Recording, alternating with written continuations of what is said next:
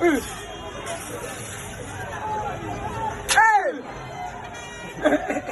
fait pas de voir ma bille.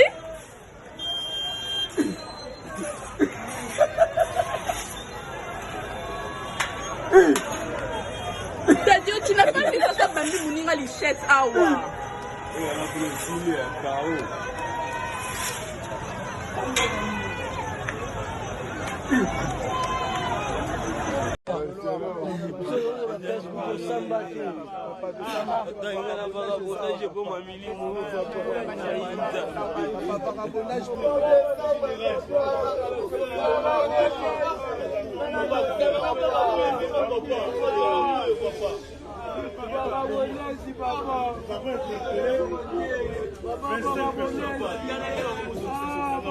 Parmi les 25 personnes, nous avons les 8 personnes que nous avons mis à côté là-bas, donc nous allons d'abord venir.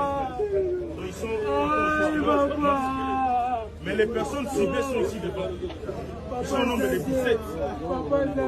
Parmi les 17, nous avons 5 faux arrêtés en flagrance. Ils sont tous là. S'il vous plaît, s'il vous plaît. Je les ai mis là-bas. Papa, s'il vous plaît, ils sont là.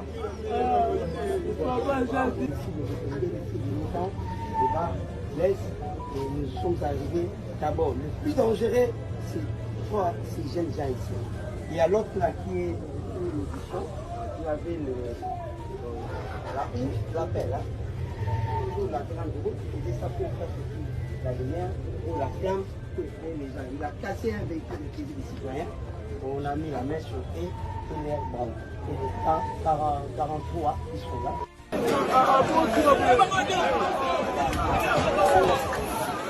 Donc où la libosa la police?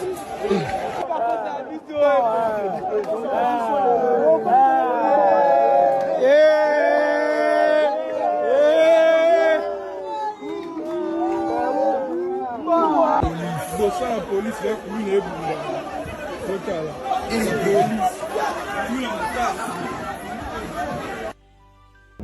Mungongo makasi bosenga bolimbisi na bato nyonso botala mabe bato bobomba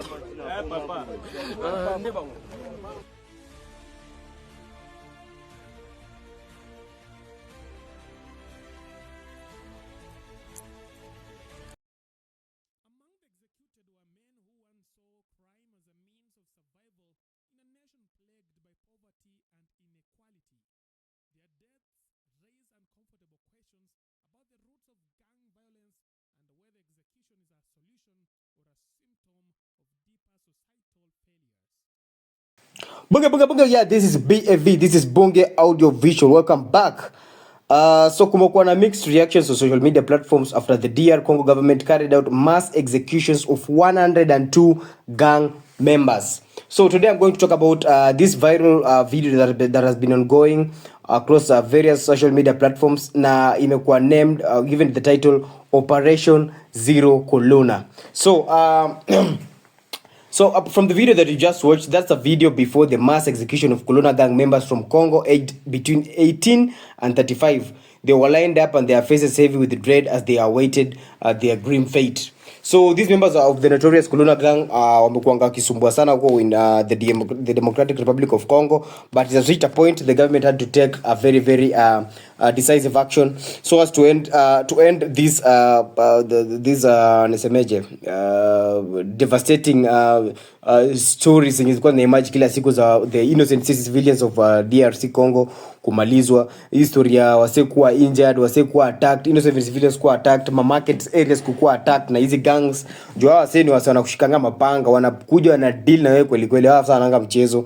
And I think under the initiative condemned Operation Zero Kuluna, the government has pledged that to get rid of the street gangs in Kinshasa entirely. Na pia kitu moja mnafaa kuwa mnajua, hii operation imetake place within a very short period of time, because these stories za gangs zimekuanga Congo, but since government ianze ku put action to take action on this Kuluna gang, ilifika point pia wasa wengi wakaamua ku back down, wakaamua kuachana na hizi stories za gang, wakarudi to the normal duties za kufanya mining, because most of the gang members wanakonga wale ma miners. You see in Congo they usually do the mining of the gold, and when people get idle, the only thing or the only activity they used to when the youth get idle, the only activity they usually engage themselves into to ensure that they actually earn a living is joining the Kuluna gang, the whereby they wana form kundi la wanaume, vikundi za wanaume, then wanaanza kuchapana hapa na pale, wanaiba property, wana loot businesses za wase. Then I think hizo vitu zimekuwa zikifanya Congo imeperform pia poorly economically, apart from mambo ya minerals kukua stolen from their country. Then you also need to note that these members of the notorious Kuluna gang urban bandits made their end by execution under the no-nonsense directive of the Congolese government. Now, I college that they used to carry out violent robberies that left thousands of Congolese citizens tragically killed and many injured. And the reason as to why nasema hivi, let's take a look at this video.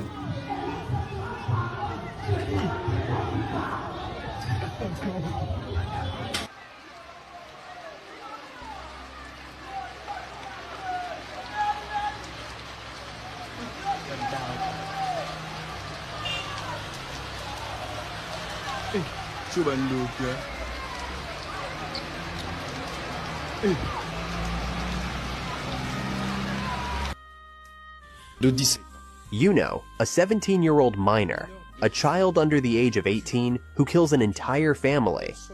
What fate should we reserve for him? Consider this, a minor who comes to your home and brutally murders your parent with a machete. How do you respond to such a crime? Now compare this to an adult who may have stolen a chicken, who, in principle, should benefit from state clemency. This is why I believe we must carefully evaluate each case individually. This is my personal conviction. For a moment, we might have been carried away by emotions or societal pressures. However, we must confront the realities of our society and legislate accordingly, balancing justice with the unique circumstances of each situation. Et tout, il faut bien apprécier les cas. Ça, c'est ma conviction personnelle. Qu'à un moment, nous avons été emballés et nous devons nous regarder en face. Quelles sont les réalités de notre société? Okay, so at the heart of Operation Zero Kuluna is a Congolese Minister of Justice, Constant Muthamba, who left no room for negotiation, and he started with executing 57 gang members and 45 in December last year. And that brings to a total of 102 dead gang members. So despite their plea for their mercy, their tears and their cry for forgiveness filling the room, the minister remained unmoved. Now instead, he actually offered them one final act of grace. That is a moment to pray to their maker. So some of the people are actually saying that this is actually a signal that the government is willing to go to extreme lengths to restore order. However, some critics argue that the Congo's use of death penalties undermines human rights. On the other side, the Congolese government defiantly defends itself and its actions by saying the measures are taken to protect the innocent civilians who are law-abiding citizens from the terror unleashed by the Kuluna gang. So my question is, number one, do you actually think that executing the 102 gang members will actually, or rather executing the gang members, the Kuluna gang members in Congo, will actually bring an end to the extreme level of crimes in that particular country?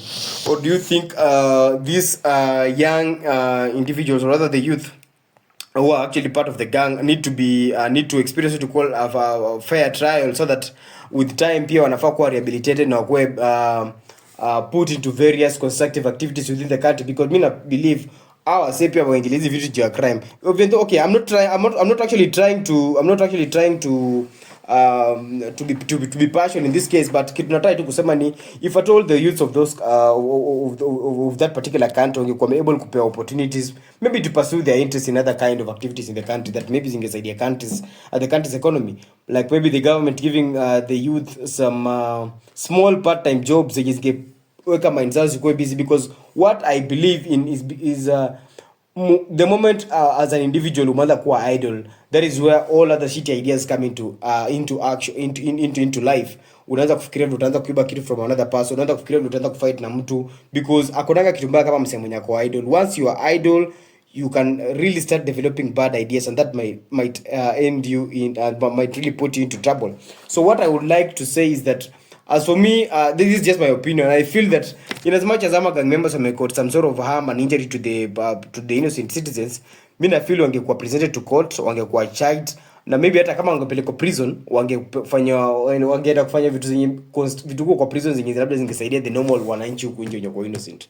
Just the same way the guys in the community prison actually walikuwa wanatengenezea watu huku the number plates. The guys wenye huko nje wenye anabai magari wanakuwa wanatengenezea number plates with the guys in committee, or maybe they wanakuwa put into the textile industries zingine kwa run within the prison. So hizi mango zenye mnabai huko nje, ma t-shirt manini, unapata maybe the cotton ginning companies ziko based within the prison, within the prison premises. Unaona vitu kama hizo. So I feel, as for me, kuna venye the Congolese government is as much as imetaka ku take immediate action to ensure that hii kitu imekuwa as a lesson to other existing gangs in Congo within Congo. I think pia inafaa pia wajiput into the shoes of the youths. Well, they need to sit with them if there is any problem that they are experiencing in the youth. Of course, kuna shida. Ukiona vitu kama hizi happen kwa country, it means that the youth are idle. That is just a fact. The youths are idle, and they need to be busy to ensure that they don't find themselves on the wrong side of the law. So, I don't know what's your opinion, guys. Kindly give me your sentiments, or rather your ideas, or rather your opinions on the comment section hapo chini. Tell me what you think the Congolese government would have done under the instructions of the Minister of Justice. That is this guy by the name Constant Muthamba. Do you think the Minister of Justice, that is Constant Muthamba, could have taken any other further action instead of just going direct to just executing the gang members, the Kuluna gang members? Even though amefanya kitu mbaya, but I'm pretty sure kuna some other steps in you take. The same way mwambie kucreate youth employment opportunities. Ukifanya watu once watu wamekuwa busy, watu wamekuwa busy na life yao, wako na ikigai na chase, it means that they have no time for getting involved into criminal activities.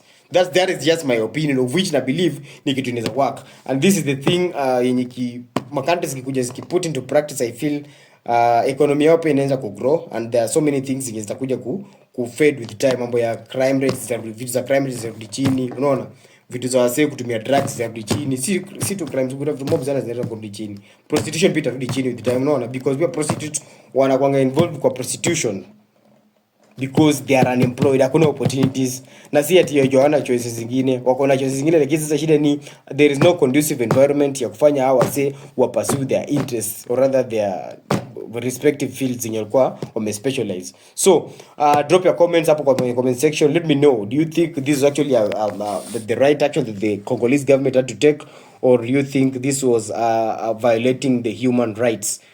Niambie hapo kwa comment section. Stay tuned for more update. That was it for today, and I think you enjoyed the session. Na pia kama uko na kitu unataka ku add on whatever I've just said, comment section iko hapo chini. Thank you very much.